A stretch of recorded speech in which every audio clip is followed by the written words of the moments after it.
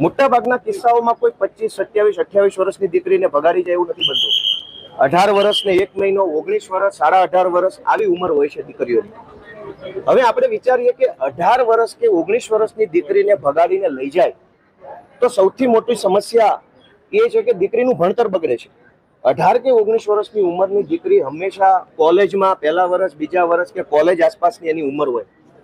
ચાલુ કોલેજે કે કોલેજ પૂરું કરીને દીકરીને ભગાડી જવામાં આવે, ગોળવીને, ફોસલાવીને, લલચાવીને કોઈ પણ રીતે, તો સૌથી મોટી તકલીફ એ દીકરીનું ભણતર બગડે છે, એનું ભવિષ્યની એને નોકરી મળવાની હોય એ બધી તકલીફો વધે છે.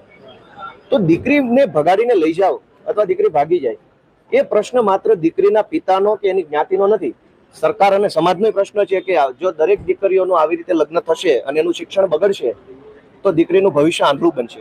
બીજો પ્રોબ્લેમ કે દીકરીને ભગાડીને લઈ જવામાં આવે અથવા દીકરી ભાગીને લગ્ન કરે ત્યારે એના મા બાપની સંપત્તિમાં વારસાનો પ્રશ્ન બહુ મોટા પાયે આવે છે.